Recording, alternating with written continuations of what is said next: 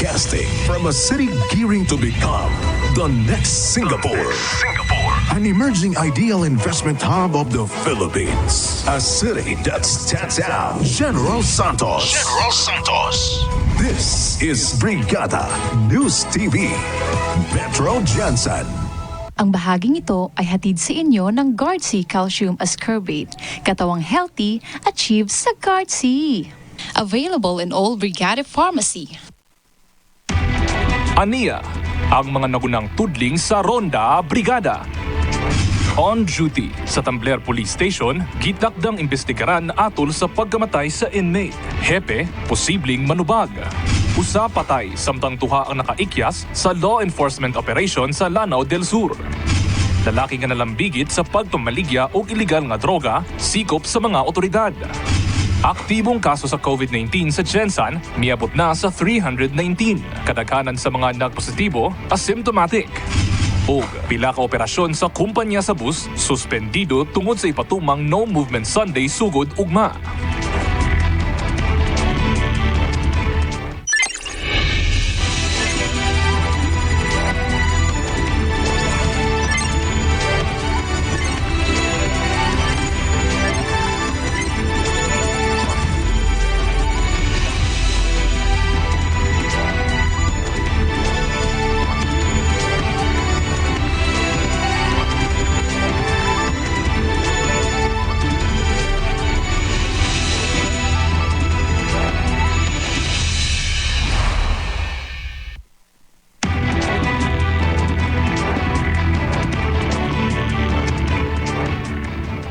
Usa ang namatay ug duha ang nakaigyas sa gipay gayong search warrant operation sa otoridad sa Lanao del Sur.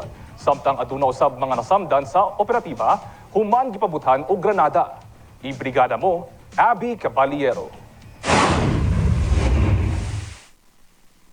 Tungod sa kasong paglapas sa Republic Act 9165 kun Dangerous Drugs Act of 2002 o Republic Act 10591 kun Illegal Possession of Firearms and Ammunition, gipagula ang search warrant takda batok sa tulo ka individual sa Picong, Lanao del Sur. Apan sa dihang giserve na ang search warrant, misukol kuno sa otoridad ang subject na si Karim Abedin hinungdan nga napatay kini sa operasyon. Si Abedin nalambigit sa pagpamaligya og illegal nga droga sa Bangsamoro Autonomous Region in Muslim Mindanao. Adunay na-recover nga 15 ka gramo sa shabu, duha ka M16 Armalite rifle ug mga buhing bala. Gawas kang Abedin, voluntaryo hinuong mitahan ang pito ni ini ka kaubanan. Samdan ang duha ka operatiba gikan sa CIDG ug Regional Special Operation Group, human sila gipabuthan og granada. Samtang nakaikyas ang ikaduhang target sa operasyon nga giilang si MN residente sa barangay Miculabo. Apan dakpan ang pito ka tawo nga anaa sa panimalay niini,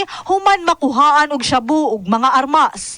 Ang ikatulo nga target giilang si Kamar Mauyag, nakaikyas sab og padayon pang ginapangita sa otoridad. Sa karon ang mga dinakpan, mga droga ug uban pang ebidensya anaa na sa kustodiya sa PDEA BARM. Ang mga pusil, bala o granada nga na-recover sa operasyon, giturn over na sa CIDG. Abby Caballero, be proud of Jensen again. Barug Jensen. Nasikop sa mga operatiba sa Bula Police Station ang usa ka 21 anyos nga lalaki nga nalambigit sa pagpamaligya og iligal nga droga. 1:40 ang takna kagahapon sa hapon atol sa gilusad nga bypass operation batok sa iligal nga droga sa may Zone 2C Barangay Bula, Jensan. Sigon sa spot report sa Police Station 6, nailhan ang maong dinakpan nga si alias Bambam, residente sa Purok Olarte, Soling, Barangay Labangal. Nakuha gikan sa maong suspect ang usa ka pakete sa ginatuuhang shabu ug ingon man ang 500 pesos nga buy bust money. Balhogs na karon sa lockup cell sa maong estasyon ang suspect ug magatubang kini sa kasong may kalapasan sa Republic Act 9165 kun Comprehensive Dangerous Drugs Act of 2002. Pasaka og dugang kasong kriminal ang piniriso sa Police Station 5 kung Tambler Police nga nalambigit sa pagkamatay sa kauban ni ining inmate nga si Philip Nocete kaniadtong Mayo 6. Samtang kasong administratibo o kriminal usab ang mamahimong atubangon sa guard on duty nga pulis ni adtong Tungara Sa dihang gikulata ang biktima sulod sa prisuhan nga hinungdan sa kamatayon niini. Nagpasalig usab ang GSCPO nga himuon nilang patas ang investigasyon ug manubag ang angay manubag sa insidente. Kumigan sa maong insidente, plano karon sa GSCPO nga butangan og closed circuit television kun CCTV ang detention cell sa kada police station sa syudad. Yung duty or yung jail guard ay already directed my chief IDMS and the station commander to prepare an admin case or criminal case against that duty jail guard, at I am awaiting for that case folder, pati ng station commander, at pag hindi nila na supervise at na monitor kung anong mga activities sa loob, the station commander also will be held liable. Kaya ang ano ko nga is lagyan ng CCTV lahat ng mga lalo na doon sa loob ng lock-up cell para ma-monitor natin kung anong mga activities na ginagawa nila doon.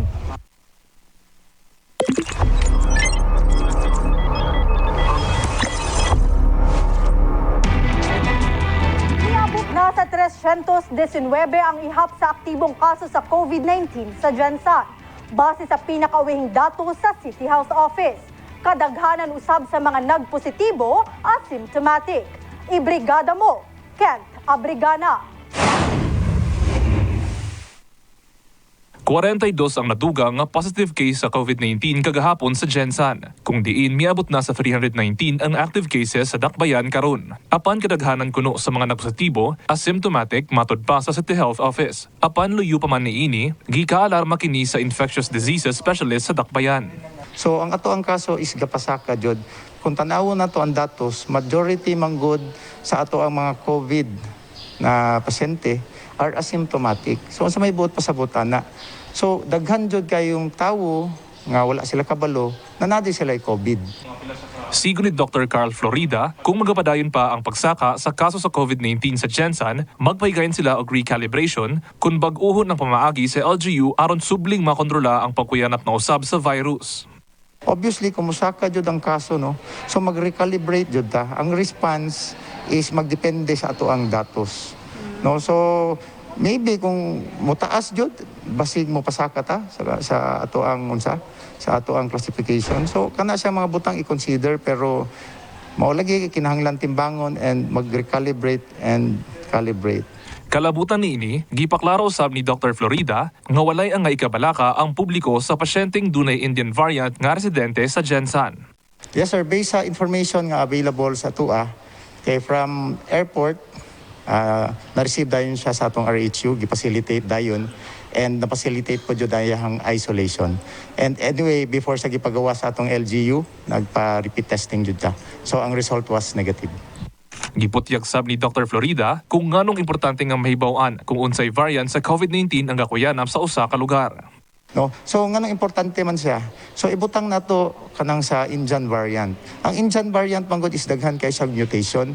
Gitawag na nga double mutation kay tungod na say mutation similar kanang sa California nga variant. Usa may naa sa California nga variant. Kato siya paspas kay mokalat. No? At the same time napud siya mutation nga similar kanang sa Brazil and South African nga variant. So may naadiha sa South African o Brazil nga variant. Na siya immune escape. Buot pasaput, even if na-COVID na ka before, dako kayong chance ka matakdan gihapon ka. Kay ma-evade man sa virus ang immune system. Or even naibakuna for that matter. Sunod semana magsugod ang vaccination alang sa mga wala pa nahatagan na priority groups. Ginaawhag sa LGU Jensan ang mga wala pa nakadawat og bakuna nga kanunay sundon ang health ug safety measures. Kent Abrigana, be proud of Jensan again. Barug, Jensan. Tungod sa padayong pagtaas sa ihap sa mga positibo sa COVID-19 sa lungsod sa Luzon area, hangyo nila ang dugang health workers nga motabang kanila. Sa maong panawagan, duha ka nurse sa Malungon, Sarangani Province nga giilang sila Bob Gelia ug Rochelle Esperat ang nagboluntaryo nga moadto sa kauluhan aron mutabang sa mga health workers nga anaa sa National Capital Region o NCR. Sa kinatibuk-an, anaa sa upat ka nurse gikan sa Central Mindanao ang gidalang ngadto sa kauluhan. Ginaawhag sab sa mga nasangpit ang uban pang frontliners nga dili kapuyon og mawad-an og kadasig sa pagserbisyo sa katawhan. Gikumpirma mismo ni Coronadal City Vice Mayor Peter Miguel nga nagpositibo siya sa COVID-19. Aduna kini mga sintomas sama sa ubo nga adunay dugo ug kakapoy sa kalawasan. Dili sab matumbok ni Miguel kung kay kinsa siya natakdan sa virus tungod sa kadaghan sa nakasalamuha niini ug tungod na usab sa iyang trabaho. Sa karon anaa na matud pa sa maayong kahimtang ang vice-alkalde ug gahulat na lang nga ipailawom siya usab sa swab test. Suspendido ang biyahe sa usa ka bus company dinhi sa Jensan. Matag Domingo, sugod ugma hangtod sa mga mosunod pang duha ka Domingo. Gumikan kini sa ginapatumang Sunday No Movement base sa Executive Order number 22.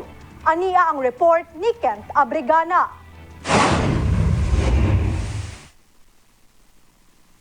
Subay sa Executive Order number 22 nga gipagula sa LGU Jensan, ipatuman sugod Mayo 16 hangtod sa mga mosunod pa nga duha ka Domingo ang No Movement Sunday. Bugdong mga essential workers lang ang ginatugutang kagawa sa panimalay ato sa Domingo. Subay niini, gisuspindi sa usa ka bus line company ang ilang biyahe matag Domingo. Sa gipagawas nga anunsyo sa Yellow Bus Line Incorporated, tulo ka Domingo sugod ugma, dili una sila magbiyahe. Kini ang rotang Jensan padulong Davao City ug vice versa. Ingon man ang Jensan padulong Coronadal City ug vice versa.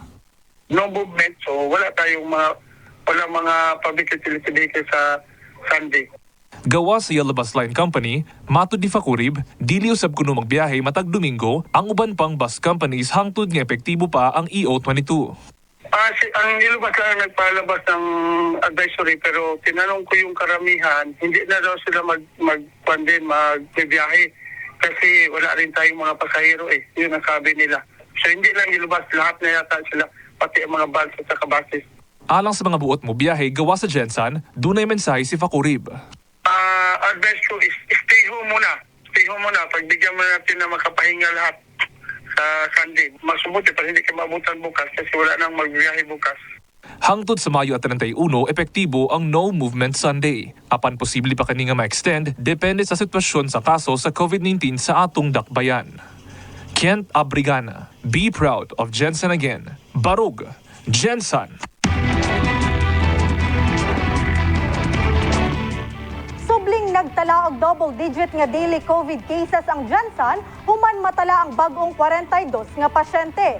Base sa datos sa Department of Health, miambak na sa 2,832 ang citywide tally sa virus infections, kundiin anaa sa 319 ang aktibong kaso.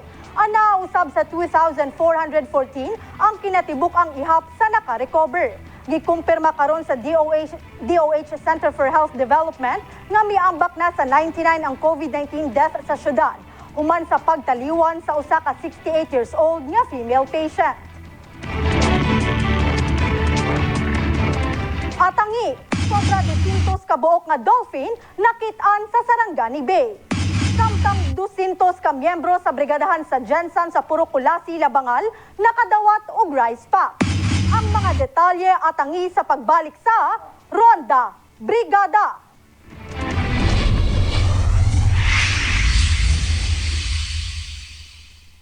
Sobra 200 ka ihap sa dolphin ang nasiplatan sa Sarangani Bay base sa gipahigayong Marine Mammal Monitoring Activity sa Protected Area Management Office of Sarangani Bay, Protected Seascape, Kunpamo, SBPS. Duha ka species sa dolphin ang namatikdan sa lugar. Aniyang report. Moabot sa 200 ka buok na spinner dolphin og 16 ka Rizos dolphin ang nakit-an sa Sarangani Bay atol sa gipahigayong Regular Mammal Monitoring Activity ning milabayng Mayo 12 ug 13 sa Protected Area Management Office of Sarangani Bay Protected Seascape, Kunpamo, SBPS. Duha ka adlaw gihimo ang monitoring ning Mayo 12 ug 13. So office activities so every month sa ginakuha together with different government agencies. So nadarang BIFAR, na ang Pendro, na taga-Senro, so ginabuhat naman siya with Kwan this year. Gawa sa monitoring team, aduno sa mga estudyante o vloggers nga nahatagan og higayon nga makauban sa monitoring. sa first day, we have 8 vloggers, mga young vloggers na itong invite. Tapos on the next day, we have 8 pod kabuok na mga young scientists na to. We've medyo gamay po itong bangka nga gamit because kanang we want to ensure pod safety and also the safety protocols. It's really overwhelming talagang ang sarap ng feeling na may mga ganun palang mga pangyayaring pwedeng makita sa ating Sarangani Bay. It is really very important for us to protect these marine creatures. Not just these marine creatures but the entire Sarangani Bay in general. Dahil this seascape is not just seascape lang. It is a gift. It is something that gives us pride. It is something that keeps us alive. Tumong sa maong aktibidad nga maipakita nga abunda ang Sarangani Bay sa mga marine mammal, mao nga angay gayud kini protektahan, ilabi na sa mga basura. Sigon sa mga eksperto, dako ang papel sa mga dolphin aron mabalanse ang marine ecosystem sa Sarangani Bay. Ang mga dolphins magod nato, they're considered as a top predator, meaning pag mawala sila, may problema na. Yun natin naman tayong mga stranding record sa mga dolphins nato o sa mga marine mammals nato. Usually, ang cause sa ilang death kay aside from the usual thing na makita sa social media, the plastic na makaon gyapon nila. So natin na makita na nga na mga plastic sulod sa tiyan sa mga whales, sa mga dolphins. The Protected Area Management Board is really pushing na matanggal ang tanang mga illegal activities sa atong baybayon. That's aside from the illegal fishing practices na atong PAMBI through the help of our local government units, we instill different resolution o ginakuan po namo ang public good to join us with the conservation. Ang maong aktibidad subay sa selebrasyon sa Month of the Ocean nga adunay temang The Science We Need for the Ocean We Want. Plano nga magpahigayon pag-usab og susamang aktibidad ang PAMO SBPS kauban ang mga magtutudlo. Kent Abrigana, be proud of Jensen again. Barug, Jensen. Kalipay ang gibati sa mga anaa sa Purukulasi, Barangay Labangal, human sila makadawat og nirepak nga bugas gikan sa Brigadahan Jensen. Ilabi na ang nagpabilin paghihapon ang bahad sa pandemya ug daghan ang naapektuhan na pamilya. Ibrigada mo, Joe Pula. Miyembro sa brigadahan sa Jensen si Nanay Asaratul, 70 anyos, usa sa mga nagapuyo daplin sa baybayon sa Purukulasi, Barangay Labangal. 7 ang anak ni Nanay ug duna kini duha ka apo. Luyo sa kapitos, masakiton pagyud ang iyang bana nga si Tatay Ayog ug wala na katakos nga manginabuhian pa. Dunay gamay nga tindahan si Nanay Asaratul apan naundang kini human nga magkapandemya. Saysay ni Nanay, pait ang ilahang panginabuhi karon. Wala na pangita. Dati sa una na yun sa inyong Wala akong ginakuan ka tinda-tinda kay manghulam ko kwarta. Kung ako'y sulod, nag-abot man ang lockdown, nagundang na ko kay di na buwan man ang senyor mamalingke. Wala na trabaho karon. Wala nga pagkalisod karon kung dahil makahatag. Bisan asa makahatag na ay makaon kung wala na dong. Sa Purukulasi usab nang apud-apud og nirepak nga bugas ang brigadahan sa Jensen kaganinang buntag. Usa sa nakadawat si Nanay Asaratul. Salamat na lang salamat kay dako kay wag ko salamat kay dahil may makaon ang mga apo.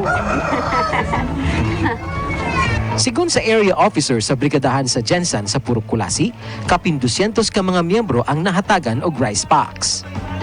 Okay lang po kasi natulungan natin yung mga tao na maski ganyan lang, bigas lang binigay natin, okay lang po. Nagapasalamat po dako kay murag napili manggod sa ato ang ama ng brigada nga matagaan o maski bugas lang ang ato mga miyembro sa kabrigadahan. 283 packs po na bigas ang naipamigay natin ngayon sa ating mga miyembro sa kabrigadahan. Opo, actually is 219 lang ang miyembro ng Kulasi. Then may siningit kami na taga Purok at Charo na kokonte para maibigay lang lahat ang bigas. Pasalamat na sa brigadahan Jensen sir kay maningkamot gud mi ani para makasulod gud mi sa membro sa mga anak kay kaming mga pobre walang wala gyud. Ay dagan salamat sa brigada sir. Salamat sa brigada. Yes, okay po. Maganda. Opo. Nakatulong sa kakaramihan ng mga tao na wala dito sa Purukulasi po. Gilong-agilayon ni Nanay Asaratul ang iyang nadawat na bugas gikan sa brigadahan aron duna sila'y makaon sa pamahaw kaganina. Joe Pula, be proud of Gensan again. Barug, Gensan.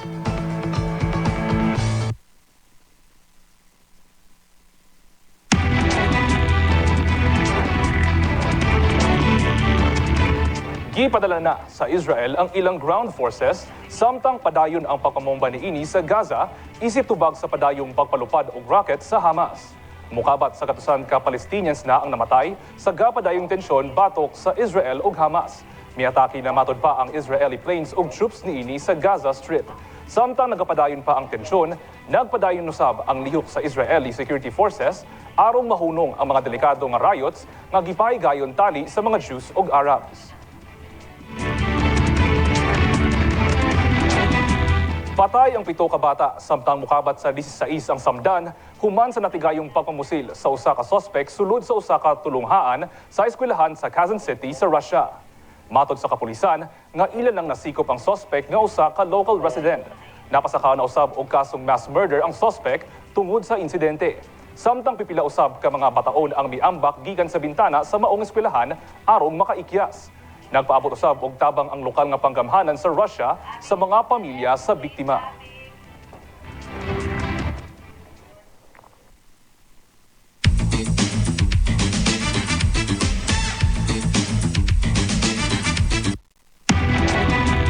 Alang sa atong sports balita mga kabrigada, sulod na sa national team pool ang 16 nga players nga nagpartisipa sa tryouts alang sa women's national volleyball team. Kung asa nakatakda kining ipasa sa Philippine Sports Commission o Philippine Olympic kung asa pangunahan kini ni incoming Brazilian head coach George Adson Sua de Brito o coach Oji Mamon. Pipila ka high-profile players miatra sa tryouts tungod sa health ug safety concerns sama na lamang nila Eliza Valdez, Gia Morado, Kim Fajardo o Don Macandili. Samtang padayon ang pag-ubo sa Los Angeles Lakers sa Western Conference standing sa National Basketball Association. Gikan sa number 2 seed, tuloy-tuloy ang pag-ubo sa defending champion nga karon anaa na sa ikapitong pwesto human mapildi sa tiebreaker game kontra Portland Trail Blazers sa score nga 106 versus 101. Samtang wala pa makadula si NBA superstar LeBron James alang sa Los Angeles tungod sa injury.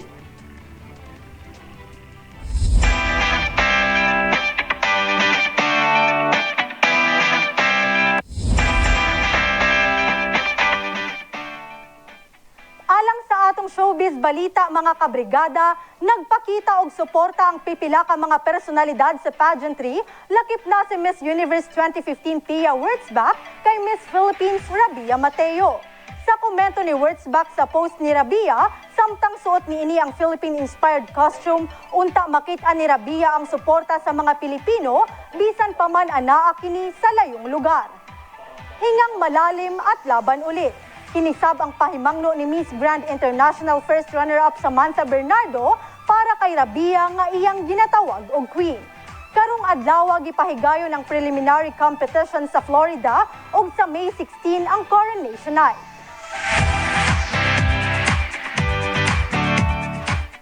Emosyonal si megastar Sharon Cuneta nga mabiyaan na sab ni ini ang iyang pamilya tungod sa iyang paglakaw paadto sa abroad. Sa post ni Cuneta sa Instagram, makita ng iyang pamilya nga nagaksanay ug nagampo usa mohawa si Sharon. Sa karon usa sa mga judges si Sharon sa kompetisyon nga Your Face Sounds Familiar nga nakataping na og mga advanced episodes. Wala na sab mihatag og dugang detalye si Sharon kung magdugay ba siya sa abroad ug kung kinsa ang kung unsang iyang hinungdan sa pag-adto sa ubang lugar. Mao ka na ang latest sa atong showbiz balita mga kabrigada.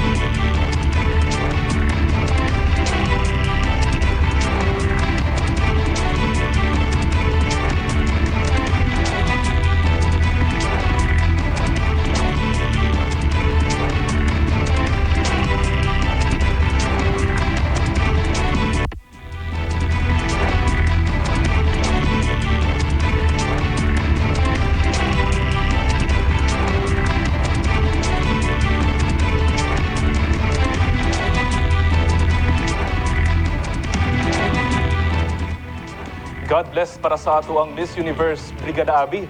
Ikaw, Brigada Abi, bilang usapod ka pageant bitaw, or I mean ka nang nag-join sa usa ka pageant, unsa man ang imuhang maingon sa pangbabash bitaw sa ato ang kandidata sa Miss Universe?